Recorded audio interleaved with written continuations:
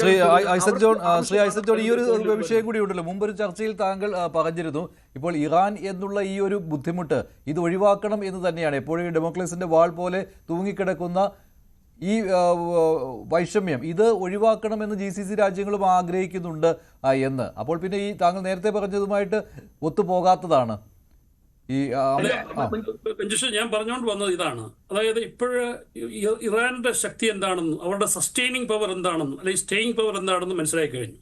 ഒന്നാമത്തെ കാര്യം, ഇവിടെയുള്ള GCC രാജ്യങ്ങളിൽ 2-3 രാജ്യങ്ങൾ ഒഴിച്ച് ബാക്കിയുള്ളവരെല്ലാം ഇറാനെ പൂർണ്ണമായിട്ടും ഈ റെജീം ചേഞ്ച് മാറ്റണം, ഇറാന്റെ ശല്യം അല്ലെങ്കിൽ ഇറാനിൽ നിന്നുള്ള ഭാവിയിലുള്ള ഭീഷണി അല്ലെങ്കിൽ ഇതേപോലുള്ള അറ്റാക്കുകൾ ഒഴിവാക്കണം, കംപ്ലീറ്റ് ആയിട്ട് ഒഴിവാക്കണം എന്നുള്ളതാണ്.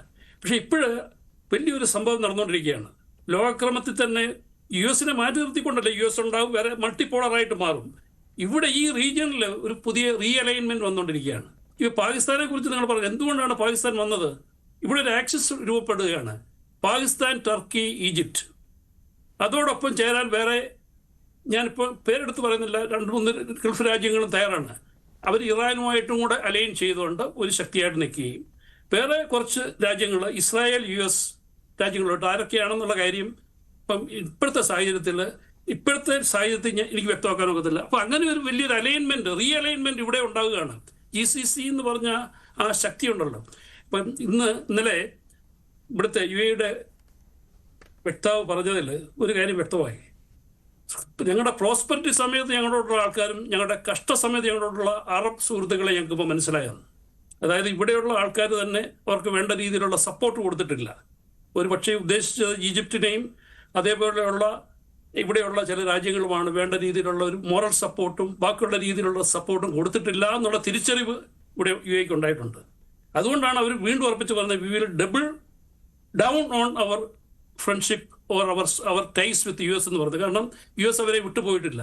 എങ്കിലും അവർ പ്രതീക്ഷിച്ചതിൻ്റെ 10-1 പകുതി പോലും കൊടുക്കാൻ US കഴിഞ്ഞിട്ടില്ല. ഇവിടെ ബേസ് കൊടുത്തു, എന്നാൽ അവർക്ക് വേണ്ട രീതിയിലുള്ള പ്രൊട്ടക്ഷൻ കൊടുക്കാൻ കഴിഞ്ഞില്ല. അവർക്ക് കൊടുക്കാനുള്ള വെപ്പൺസ് കൊടുത്തു, അതും അറ്റ് വാട്ട് കോസ്റ്റ്. അവിടെ നിന്ന് എല്ലാത്തിനും പൈസ വാങ്ങിയാണ് ട്രംപ് ഇത് കൊടുത്തിട്ടുള്ളത്, ഈ ആയുധങ്ങളോ മിസൈൽ ഡിഫൻസ് സിസ്റ്റം കൊടുത്തിട്ടുള്ളത്. അപ്പോൾ ഇവിടെ സംഭവിക്കുന്നത് ഈ ലോകക്രമം തന്നെ മാറ്റുന്ന ഒരു വാറായിട്ട് ഇത് മാറിയിട്ടുണ്ട്. ഐസക് ജോൺ, ഇപ്പോൾ താങ്കൾ മുമ്പൊരു ചർച്ചയിൽ താങ്കൾ പറഞ്ഞ മറ്റൊരു കാര്യം കൂടി ഞാൻ സൂചിപ്പിക്കുകയാണ്.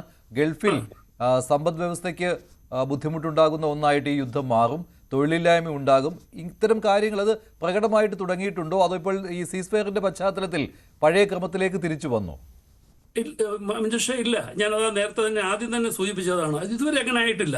ഇവിടെ ഇപ്പോഴും അനിശ്ചിതത്വവും ഉത്കണ്ഠയും നിറഞ്ഞൊരവസ്ഥയാണ്. ഇത് ഇപ്പൊ ഈ സീസ്ഫയർ 2 ആഴ്ചത്തെ ആൾക്കാർ വെയിറ്റ് ആൻഡ് സീ ആണ്. അപ്പം നേരത്തെ നമ്മൾ പലരും പങ്കിട്ട ഒരു ഒപ്പീനിയൻ തന്നെയാണ് എനിക്കുള്ളത്. ഇതിൽ വലിയ പ്രതീക്ഷ വെച്ച് പറഞ്ഞൊരു കാര്യമില്ല. കാരണം രണ്ടും 2 എക്സ്ട്രീമായിട്ടുള്ള ഒരിക്കലും അംഗീകരിക്കാനാവത്തുള്ള പോയിന്റ്സാണ്, കണ്ടീഷൻസാണ് വെച്ചിരിക്കുന്നത്. അപ്പോൾ അവിടെ ഒരു സമവായം ഉണ്ടാകുമെന്ന് നമുക്ക് പ്രതീക്ഷിക്കാൻ ഒക്കാത്ത രീതിയിലുള്ള 2 കൂട്ടരുടെ നിലപാട്. എങ്കിലും ഒരുപക്ഷെ ട്രംപ് പല പ്രാവശ്യം ചെയ്തിട്ടുണ്ട് ബൈയിങ് ടൈം, അല്ലെങ്കിൽ ആൾക്കാരെ തെറ്റിദ്ധരിപ്പിച്ചോട്ട് വീണ്ടും ഒരു ആക്രമണം നടത്താൻ.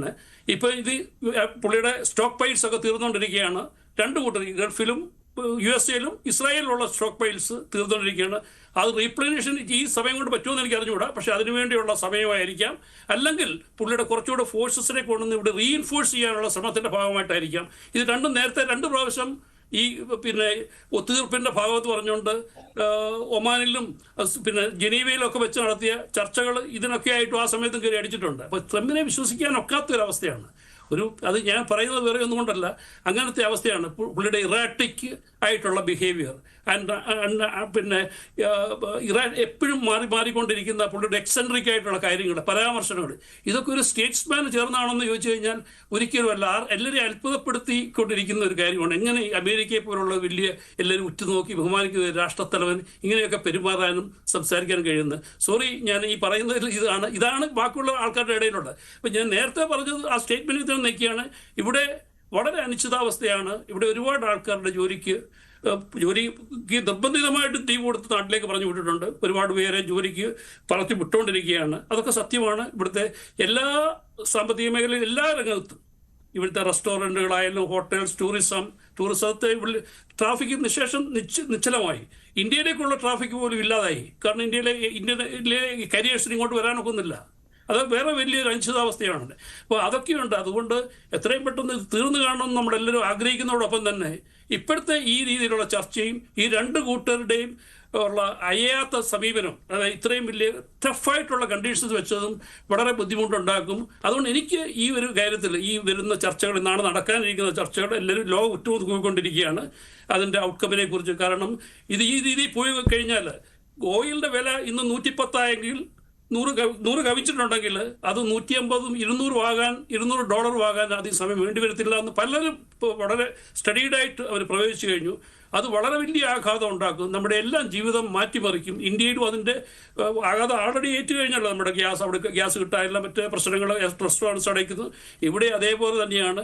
കൂടി വന്നു കഴിഞ്ഞാൽ ഒരു 4 മാസം കൂടെ കിട്ടുന്ന ഫുഡ് സ്റ്റെപ്പ് ഉണ്ടാവും, സ്റ്റോക്ക് കാണും. പക്ഷേ എന്നാലും വേറെ ചില കോറിഡോറിൽ കൂടി ഫുഡ് ഇവിടെ എത്തുന്നുണ്ട്. അങ്ങനെ ഒരു ആശ്വാസമുണ്ട്. പക്ഷേ ബാക്കിയുള്ള ബിസിനസ്, കൺസ്ട്രക്ഷൻ മേഖല സ്തംഭിച്ചുകൊണ്ടിരിക്കുകയാണ്. അത് സ്തംഭിക്കാൻ പോവുകയാണ്. കാരണം ബിൽഡിംഗ് മെറ്റീരിയൽസ് ഇല്ലാതെ എങ്ങനെ പറ്റും? അതുപോലെ തന്നെ ഇൻവെസ്റ്റർ കോൺഫിഡൻസിനും വലിയ ക്ഷതമേറ്റിരിക്കുകയാണ്. വളരെ ബിഗ് ഡെന്റ് ഏറ്റിരിക്കുകയാണ്. കാരണം ഇവിടെയുള്ള ലോകത്തിലെ സമ്പന്നരുടെ പറുദീസയായിക്കൊണ്ടിരുന്ന UAE, ദുബൈ, എത്രയോ ആൾക്കാർ, ബില്യനേഴ്സ്, HNAVs ഇവിടെ വന്നുകൊണ്ടിരിക്കുകയാണ്. High net worth, ultra high net worth. അവരെല്ലാവരും, മിക്കവാറും ഉള്ളവരെല്ലാം അവരുടെ പ്രോപ്പർട്ടിയുടെ വെച്ചിട്ട് മിക്കവാറും ഉള്ളവരെല്ലാം പോയി. അഫോർഡ് ചെയ്യാവുന്നവരെല്ലാം പോയി കഴിഞ്ഞു. യൂറോപ്പിലേക്കോ USA സിംഗപ്പൂരിലേക്കോ ഒക്കെ പലരും തിരിച്ചു പോയിട്ടുണ്ട്. ഇന്ത്യയിലേക്കും നമ്മുടെ ഇന്ത്യൻ ബില്യനേഴ്സ് ഇവിടെ ഒത്തിരി പേരുണ്ട്. അവരെല്ലാം പോയിട്ടുണ്ട്. കുറച്ച് ആൾക്കാർ ഇവിടെ നിൽക്കുന്നുണ്ട്. പക്ഷേ നമ്മളൊക്കെ ഒരുപാട് യുദ്ധങ്ങൾ ഇവിടെ കണ്ടതുകൊണ്ട് ഒരു ഇതിനേക്ക് അഡ്ജസ്റ്റ് ചെയ്യാൻ കഴിയാവുന്നതുകൊണ്ടൊക്കെ നമ്മൾ നിൽക്കുകയാണ്.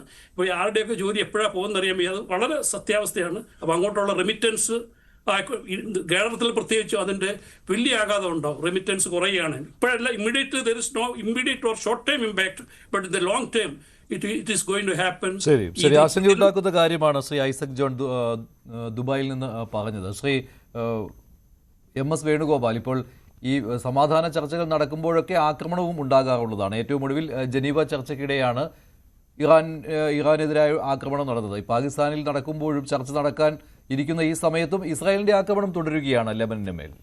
അല്ല, ഇസ്രായേലിന് ആ ആക്രമണം നിർത്താൻ കഴിയില്ല. കാരണം ഹിസ്ബുള്ളയെ തകർക്കാതെ അവർക്ക് സമാധാനം. ഇസ്രായേലി ചർച്ചയുടെ ഭാഗമേ അല്ല എന്ന രീതിയിൽ തന്നെയാണല്ലോ. തീർച്ചയായിട്ടും. പക്ഷേ ചർച്ച ഞങ്ങൾ നടത്താമെന്ന് അവർ പറയുകയും ചെയ്യും. പിന്നെ ലെബനനുമായിട്ട് ഞങ്ങൾ ചർച്ച നടത്താമെന്ന് പറഞ്ഞുകൊണ്ടിരിക്കുകയാണ്. അത് തീർച്ചയായിട്ടും ഉണ്ടാകും. അത് ഞങ്ങൾ നടത്തുമെന്ന് പറയുകയും അതോടൊപ്പം അടി തുടർന്നുകൊണ്ടിരിക്കുകയും ചെയ്യുകയാണ്. ഇത് എല്ലാം കാണിക്കുന്നത് നാളത്തെ ചർച്ച എന്ന് പറയുന്നത് തീർച്ചയായിട്ടും തുടർ ചർച്ചയ്ക്കുള്ളൊരു ചർച്ച മാത്രമായിരിക്കും. ഒരുപക്ഷെ ഈ ചർച്ച വിജയിച്ചില്ലെങ്കിൽ ഇനിയും ഓയിൽ പ്രൈസ് അടക്കം വർദ്ധിക്കാനുള്ള സാധ്യതയുമുണ്ട്. അത് ലോകത്തിന് മൊത്തത്തിൽ കൂടുതൽ ഭീഷണിയിലേക്ക് എത്തിക്കുന്നതുമായിരിക്കും. ഇതൊന്നും കൊണ്ട് അവസാനിക്കാത്ത ചില പ്രശ്നങ്ങളാണ് GCC രാഷ്ട്രങ്ങളിൽ ഒരു വിഭജനം ഉണ്ടാകുക എന്നുള്ളത്. അത് ഇറാൻ്റെ ഒരു ലക്ഷ്യവും കൂടെയാണ്. GCC രാഷ്ട്രങ്ങളിൽ ചില അഭിപ്രായ വ്യത്യാസങ്ങൾ ശക്തിപ്പെടുത്തുക എന്നുള്ളത് ഇറാൻ്റെ ഒരു സ്ട്രാറ്റജിയുടെ ഭാഗമാണ്. അവിശ്വാസം ഉണ്ടാക്കുകയും ചില പിന്നെ ഗ്രൂപ്പുകൾ രൂപപ്പെടുകയും ചെയ്യണമെന്നുള്ളതാണ് ഇറാൻ്റെ ആഗ്രഹം. ഇറാൻ നമ്മൾ ഉദ്ദേശിക്കുന്ന പോലെയല്ല. അവർ യുദ്ധം പലപ്പോഴും ബുദ്ധി കൊണ്ടാണ് ചെയ്യുന്നത്. കൂടുതൽ വാർത്തകൾക്ക് News 18 Keralam YouTube channel subscribe ചെയ്യുക.